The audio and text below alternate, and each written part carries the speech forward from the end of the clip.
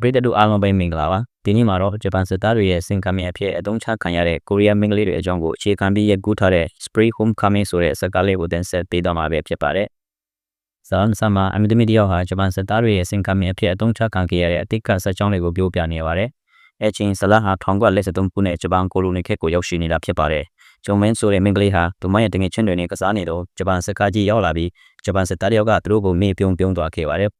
အဲကာလမှာကိုရီးယားနိုင်ငံသားတွေဟာအဆောင်တွေကိုစောင့်ထားတတ်ကြပါတယ်။အဲအဆောင်လေးတွေကသူတို့ကိုမကောင်းတဲ့ရန်ကနေကာကွယ်ပေးတယ်လို့ယုံကြည်ထားကြပါတယ်။ဂျုံမန်လည်းအဆောင်လေးကိုလိုချင်အားကြီးတာကြောင့်သူ့မှာရှိတဲ့မုံတွေနဲ့သူမချင်းတွေရဲ့အဆောင်နဲ့အလေးထားလို့ဖို့လောင်းကြပါတယ်။ဒီလိုနဲ့ဂျုံမန်အနံ့ရကအဆောင်လေးရက်လာလို့ပျော်ပျော်နဲ့အိမ်ပဲလာခဲ့ပေမဲ့သူ့အမိကရိုက်တာခံရပါတယ်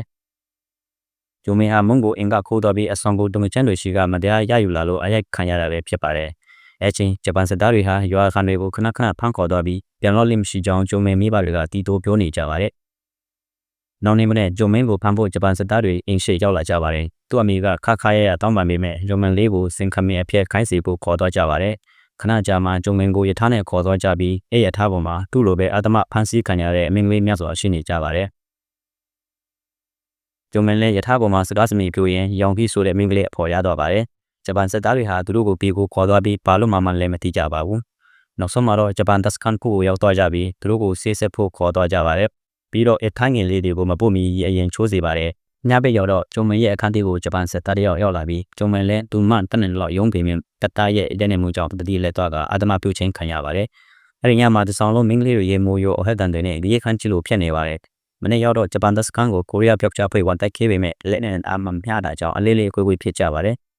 အိမ်ညုံနေစွာလင်းနေတဲ့ဂျုံမင်းရဲ့အခန်းထဲကိုတနာကာလို့ခေါ်တဲ့ဂျပန်စစ်တပ်ရောက်ဝင်လာလို့ကြောက်နဲ့ပြုစုဖို့လုပ်နေချိန်တနာကာကတေဆုံးသွားပြီဖြစ်တဲ့သူညီမလေးနဲ့သူကြောင့်ပြောပြီးအားပေးကအကောက်ပြုတ်ပေးပါတယ်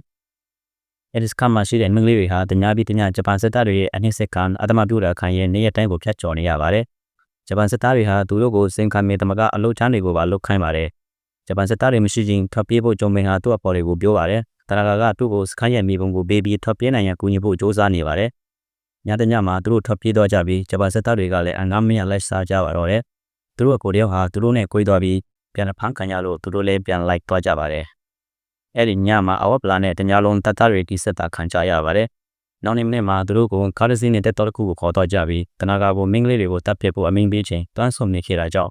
သူ့ကိုပါမင်းကလေးတွေနဲ့အတူတပ်ပြီးမီးရှို့လိုက်ပါတယ်။1945ခုနှစ်ဂျပန်နိုင်ငံဟီရိုရှီမာနဲ့နာဂါဆာကီမြို့ကနျူကလ িয়ার ပုံကြီးခံရရင်ဆက်ဆုံးကကိုရီးယားကဂျပန်တပ်သားတွေလည်းကိုနိုင်ငံကိုပြန်ကြရပါတော့တယ်။ဖမ်းဆီးထားတဲ့သူတွေကိုအထက်ရှင်းဖို့လုပ်နေချိန်ကိုရီးယားအဖြုတ်ချဖို့ရောက်လာပြီးတိုက်ပွဲဖြစ်ကြပါတယ်။ဒီလိုနဲ့ထွက်ပြေးရင်ဂျပန်တပ်သားကအယောင်ကြီးကိုပြစ်လိုက်တာဂျုံမင်းကသူမရဲ့ခန္ဓာကိုယ်နဲ့ကာပြီးသူ့ချင်းအတွက်အသက်ပေးလိုက်ပါတယ်။ဒီလိုနဲ့ဆလန်ရဲ့တစ်ထောင်ပတ်ပိုစတီကိုရောက်ရှိလာပြီးဝန်ကြောင်းဆိုတဲ့ကလေးမလေးဟာဝင်းရံတွေနဲ့ဆက်သွင်းနိုင်တဲ့အဆောင်ကိုရရှိထားပါတယ်။တနေ့သူ့အမေနဲ့ဆိုင်တော်ရင်ဆိုင်စနပွားရဲ့လက်ဖွဲကိုမြင်တော့ဆိုင်စနပွားဟာယုံကြည်မှန်းသိတော့ပါတယ်။အဲချိန်ဂျုံမင်းရဲ့ဝိညာဉ်ဟာသူ့ရှိဝင်သွားပြီးဂျုံမင်းနဲ့အတူတည်ဆုံသွားတဲ့သူရဲ့ဝိညာဉ်တွေကြော်လောက်အောင်ဆူတောင်းပေးဖို့ပြောပါတယ်။ဇလန်ရဲ့အဆုံးမှာဂျုံမင်းရဲ့ဝိညာဉ်ဟာသူမရဲ့အိမ်ကိုပြန်လေရောက်ရှိသွားပြီးမိဘနှစ်ပါးဟာသူတို့သမီးလေးကိုဝမ်းသာအားရစွာပွေဖက်ရင်ဇလန်လေးလည်းပြီးဆုံးသွားပါတယ်။အဆုံးထိလိုက်ပါကြည့်ရှုပြီးလို့အားလုံးကိုကျေးဇူးတင်ပါတယ်ခင်ဗျာ